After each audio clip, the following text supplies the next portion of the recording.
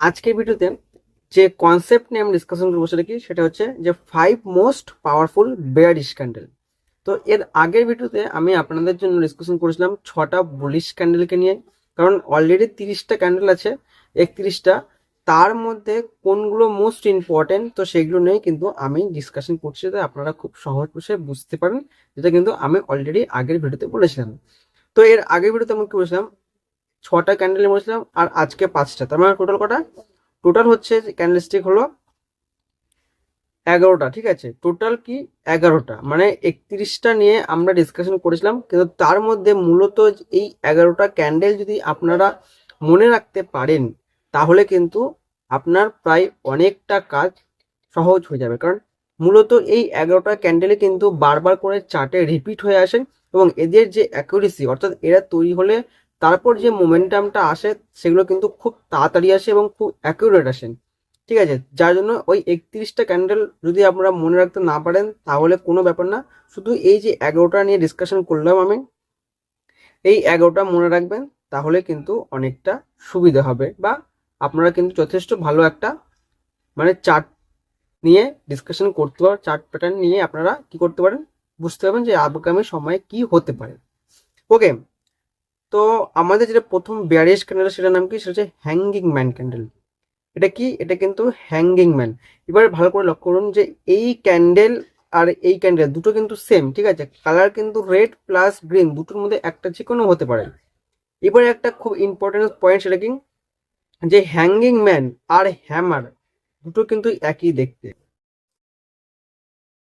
Hanging man আর hammer candle কিন্তু দুটো যদি দেখেন, অনেকটা কিন্তু সেম, অনেকটা বলতে একদম 100% কিন্তু সেম।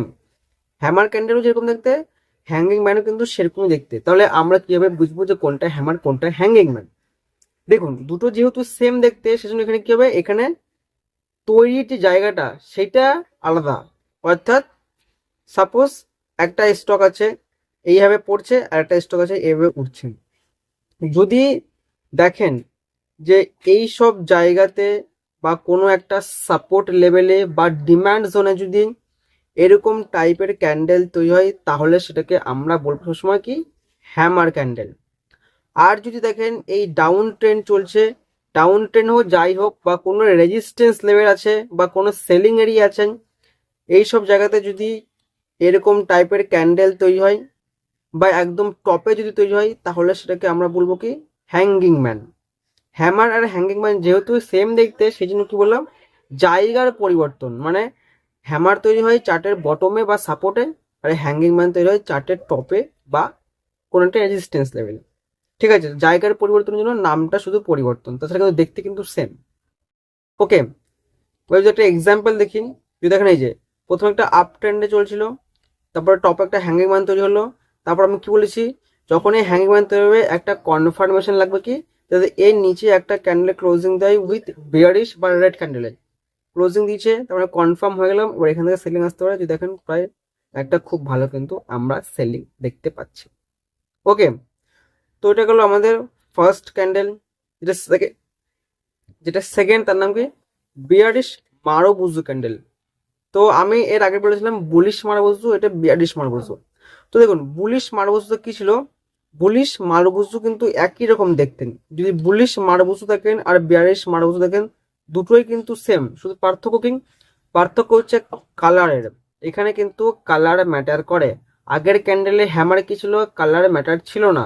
বাট যখনই বিয়ারিশ মারুবুজু বা বুলিশ মারুবুজু দেখবেন, তখন কিন্তু কালার ম্যাটার করে। ঠিক আছে, এখানে কি, এখানে যদি দেখেন, এখানে কি হয়েছিল, দেখুন উপরে একটা উইক থাকতেও পারে, আবার উইক নাও থাকতে পারে। কারণ দেখুন, মারবুজু কিন্তু অনেক টাইপের হয়। একটা মারবুজু থাকবে এরকম টাইপের হবে, যার কি কোনো রকম উইক থাকবে না।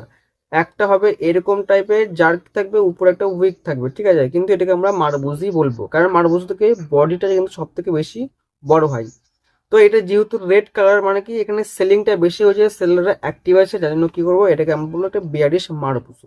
ওকে, আর এটা কোথায় তৈরি হবে, এটা তৈরি হবে চার্টের এই যে টপ লেভেলগুলো আছে বা যে কোনো রেজিস্ট্যান্স লেভেলগুলো আছে, সেই সব জায়গাতে কিন্তু সাধারণত এইসব ক্যান্ডেল তৈরি হয়। ঠিক আছে, যদি চার্টে দেখেন, এটা চার্ট প্রথমে একটা আপ ট্রেন্ড ছিল, টপে তৈরি হলো, তারপর ডাউনফল। ওকে, এটা হলো আমাদের লিস্টের 2 নম্বর স্টক, 2 নম্বর ক্যান্ডেল। এবার যে 3 নম্বর ক্যান্ডেল, তার নাম কি, তার হচ্ছে ডার্ক ক্লাউড ক্যান্ডেলস্টিক প্যাটার্ন। তো এটা কি দেখুন, আপনারা যদি আগের ভিডিও দেখে থাকেন, এটা কিন্তু যে বুলিশ পিয়ার্সিং ছিল তার কিন্তু অপোজিট। তো এখানে কি হবে, প্রথমে একটা কি হবে, বাইং এর ক্যান্ডেল তৈরি হবে। এবার আপনারা বলবেন এটা তো একটা বুলিশ, একটা মারাবুজো ক্যান্ডেল। ইয়েস, এটা কিন্তু বুলিশ মারাবুজো ক্যান্ডেল, কিন্তু এখানে বসে বসে আছে। এটা কি হলো, প্রথমে বাইং এর ক্যান্ডেল তৈরি হলো। নেক্সট ক্যান্ডেল দেখেন কি হয়েছে, এখানে গ্যাপ আপে কিন্তু ওপেন হয়েছে, তার মানে কি স্ট্রং বায়ার আছেন। কিন্তু যদি দেখেন ক্লোজিং, দেখেন এই ক্লোজিংটা কি হয়েছে, ক্লোজিংটা কিন্তু এই যে আগের ক্যান্ডেলের 50% জোনটা তার নিচে ক্লোজিং দিয়েছেন।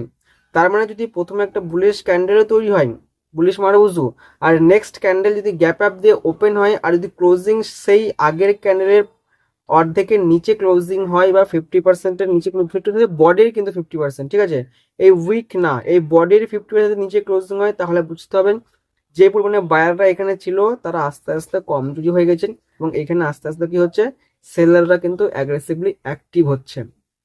ওকে, এবারে কিভাবে আমরা কনফার্ম হবো, দেখুন এটা মানে বুঝলাম যে না, এবার হয়তো এটা ডাউনফল আসতে পারে, কিন্তু এখন কনফার্ম কিন্তু আমরা হয়নি। কনফার্ম করবো, কনফার্ম যখন এই ক্যান্ডেল লোটাকে ব্রেকডাউন দিয়ে একটা রেড ক্যান্ডেল ক্লোজিং দিবে, তখন কিন্তু আমরা কনফার্ম হবো, এবং আগামী সময় এখান থেকে একটা বেয়ারিশ ট্রেন্ড শুরু হতে পারে। ওকে, যদি একটা এক্সাম্পল দেখেন, এটা হচ্ছে একটা এক্সাম্পল, ঠিক আছে। যদি দেখেন একটা প্রথমে কি ছিল, একটা আপ ট্রেন্ড ছিল, একদম টপে তৈরি হলো, তারপরে কনফার্ম পেলাম এইসব লেভেলে, দেন আস্তে আস্তে আস্তে আস্তে করে দেখুন কতটা ছিল, ঠিক আছে। এটা হলো আমাদের হচ্ছে 3 নম্বর ক্যান্ডেল। 4 নম্বর ক্যান্ডেল, তার নাম কি জানো, বিয়ারিশ এঙ্গালফিং ক্যান্ডেল। দেখুন এটাও কিন্তু একটা খুবই একটা বিয়ারিশ ক্যান্ডেলস্টিক প্যাটার্ন। এর আগে ছিল কি বুলিশ এঙ্গালফিং, এটা হচ্ছে বিয়ারিশ এঙ্গালফিং। কেমন দেখতে হবে, প্রথমে একটা বাইং হবে, তারপরে একটা সেলিং হবে। যদি এখানে দেখেন প্রথমে একটা বাইং তো হয়েছে, কিন্তু বায়ারের থেকে যদি সেলিং ক্যান্ডেল দেখেন, সেলিং ক্যান্ডেল কিন্তু অনেক বড় হয়েছে। অর্থাৎ এই ক্যান্ডেলটা একাই গিলে নিয়েছে। অর্থাৎ এখানে যে হারে বায়াররা প্রেজেন্স ছিল, সেলাররা কি করলো, সেলাররা কিন্তু এখানে সেই বায়ারগুলোকে গিলিয়ে নিয়েছে। ওকে, অর্থাৎ বায়ারের থেকে কিন্তু সেলারের জোরটা এখানে বেশি, যার জন্য কি এটা একটা বিয়ারিশ ক্যান্ডেল। আর এটা সবসময় কোথা থেকে হবে, এটা সবসময় তৈরি হবে চার্টের একদম টপ লেভেলে, একদম টপ লেভেলে তৈরি হবে। এটাকে আমরা বলবো কি বিয়ারিশ এঙ্গালফিং। এটা কিন্তু one of the most powerful bearish candle, যার অ্যাকুরেসি কিন্তু অনেকটা ভালো। এখানে কিন্তু চার্টের একদম টপে তৈরি হয়েছে, তারপরে কি হবে, তারপরে একটা কনফার্মেশন ক্যান্ডেল পাবো, দেন আস্তে আস্তে আস্তে করে সেলিং, ঠিক আছে। তো এটা হলো আমাদের কি, এটা হলো আমাদের 4 নম্বর ক্যান্ডেল। যেটা 5 নম্বর ক্যান্ডেল, লাস্ট ক্যান্ডেল, তার নাম কি, তার নাম হচ্ছে ইভিনিং স্টার ক্যান্ডেলস্টিক প্যাটার্ন। এটা কি, এটা ইভিনিং স্টার ক্যান্ডেলস্টিক প্যাটার্ন। ওকে, আর এটা কিন্তু দেখতে অনেকটা কিছু মতো শুটিং স্টারের মতো, কিন্তু শুটিং স্টারে কি ছিল, এর উল্টাটা ছিল। শুটিং স্টারে কি ছিল, শুটিং স্টার ছিল এইটা ছিল নিচে, এটা হয়েছে এখন উপরে। তো এটা কি, এটা হচ্ছে ইভিনিং স্টার। এবার এটাকে ব্যারিশ কেন বলা হচ্ছে, মেন তো ওখানে কথা। কারণ এখানে যদি দেখেন ক্যান্ডেলের বডিটা কিন্তু অনেক বড়, সেলিং এর তুমি অত না, অর্থাৎ যে এখানে বাইং হচ্ছে সে কিন্তু সেলিং নেই, কিন্তু এর কেন আমরা ব্যারিশ বলছি, দেখুন প্রথমে স্ট্রং তো বায়ার হয়েছে, বাইং হয়েছে, তার মানে কি বুঝলাম যে না, এখানে একটা স্ট্রং বায়ার মার্কেটে প্রেজেন্ট হচ্ছে। তারপরে যদি দেখেন এই ক্যান্ডেলটা কিন্তু গ্যাপ আপে ওপেন হয়েছে। গ্যাপ ওপেন হচ্ছে মানে কি, এখানে স্ট্রং বায়ার আছে, কিন্তু যদি দেখেন ক্যান্ডেলের এন্ড অফ দ্য টাইম কিন্তু ক্লোজিং দিয়েছে রেডে। রেডি মানে কি, এবার এখানে বুঝতে হবে যে না, এইখানে যারা বায়ার ছিল তারা এখানে কোথাও না কোথাও উইক হয়ে যাচ্ছেন। কারণ যদি উইক না হতো তাহলে কি করতো, তারা এখান থেকে বাই করে করেও আস্তে আস্তে উপরে নিয়ে যেত। কিন্তু ক্লোজিং কিন্তু কোথায়, ক্লোজিং কিন্তু এখানে এখানে ওপেন ছিল, ক্লোজিং কিন্তু এইখানে হয়েছে, অর্থাৎ গ্যাপ আপে ওপেন হওয়ার পরেও কিন্তু সাস্টেন করতে পারলো না, ঠিক আছে। আর নেক্সট ক্যান্ডেল দেখেন, নেক্সট ক্যান্ডেল কিন্তু একটা রেডি হতে হবে। আর নেক্সট ক্যান্ডেল দেখেন এই ক্যান্ডেলের লোকে কিন্তু ব্রেকডাউন দিয়ে নিচে ক্লোজিং দিয়েছে। যদি এখানে বায়াররা এখান থেকে প্রাইসকে উপরে নিয়ে যাওয়ার ইচ্ছা ছিল থাকতো, তাহলে কি করতেন, এই ক্যান্ডেলের রেড হতো না। আর রেড যদি হতো তাহলে এই ক্যান্ডেলের লোটাকে ব্রেকডাউন দিয়ে নিচে ক্লোজিং কোনো মতে দিত না, কিন্তু এখানে দিয়েছে। তার মানে বুঝতে হবে যে না, এবার কোথাও না কোথাও বায়াররা আস্তে আস্তে উইক হয়ে যাচ্ছে বা দুর্বল হয়ে যাচ্ছে, আস্তে আস্তে সেলাররা এখানে অ্যাক্টিভ হয়ে যাচ্ছে। ওকে, সেই জন্য কি করবো, আমরা এটাকে একটা বেয়ারিশ ক্যান্ডেলস্টিক প্যাটার্ন বলবো, ঠিক আছে। এটা কোথা থেকে এটা হবে, সবসময় চার্টের একদম টপ লেভেলে কিন্তু এইসব ক্যান্ডেলস্টিক প্যাটার্ন গুলো তৈরি হবে। ওকে, যে এক্সাম্পল দেখি, এটা যে এক্সাম্পল দেখুন, প্রথমে একটা বাইং হলো একদম টপ লেভেলে, দেখুন প্রথমে স্ট্রং বাইং হলো, তারপরে একটা এখানে একটা স্টারের মতো হলো, দেন কিন্তু কি হলো, এখানে একটা রেড ক্যান্ডেল হলো, আর আস্তে আস্তে আস্তে আস্তে করে দেখুন কতটা নিচে আমাদের ডাউনফলে দেখিয়েছে। ওকে, তো এটা হলো আমাদের লিস্টের 5 নম্বর স্টক, 5 নম্বর ক্যান্ডেল এবং লাস্ট ক্যান্ডেল। তো এই যে দুটো আমি ক্যান্ডেল স্টিক সম্বন্ধে বললাম, মানে দুটো ভিডিওতে, প্রথমে বললাম বুলিশ নিয়ে, দেন বললাম বেয়ারিশ নিয়ে, মোট টোটাল হলো 11টা। ঠিক আছে, যদি এই 11টা ক্যান্ডেল যদি আপনারা খুব ভালো করে মনে রাখতে পারেন, যদি আপনাদের 31টা মানে 31টা ক্যান্ডেল আছে যেটা আমি বলেছিলাম আপনাদেরকে, যদি সেটা মনে রাখতে নাও পারেন, যদি শুধুমাত্র এই 11টা ক্যান্ডেলকেই মনে রাখেন, তাহলে কিন্তু আপনারা অনেক কিছু শিখতে পারবেন, বা আর বাকি ক্যান্ডেল সম্বন্ধে না জানলেও সেরকম ব্যাপার নয়। ওকে, শুধু এইগুলো কয়েকটা মনে রাখেন, তাহলে আপনারা এজ এ বিগিনার স্টেজে কিন্তু আপনারা ভালো কিন্তু অ্যানালিসিস করতে পারবেন আগামী সময়ে কোন স্টক কি হতে পারে বা চার্টে কি হতে পারে। ওকে, তো এটা ছিল দুটো ভিডিও, এবং আপনাদের রিকোয়েস্টে বা আপনাদের জন্য যদি খুব সহজে আপনারা বুঝতে পারেন, সেই জন্য কিন্তু আমি স্পেসিফিক এই ভিডিওটা শুধুমাত্র আপনাদের জন্য বানিয়েছি। এবার আপনারা কি করবেন, খাতায় নোট করুন, খাতায় নোট করে লিখে রাখুন যে কোনটার কি কাজ, কোনটা ব্যারিশ, কোনটা বুলিশ। আর ভিডিওটা কেমন লাগলো অবশ্যই বলবেন, আর যদি কোথাও আপনাদের প্রবলেম হয় কমেন্টে অবশ্যই বলবেন, আমি অবশ্যই আপনাদের ডাউট ক্লিয়ার করার চেষ্টা করবো। আর আপনারা একটা টেলিগ্রাম চ্যানেল আছে ফ্রি, যদি আপনারা চান তো জয়েন হতে পারেন,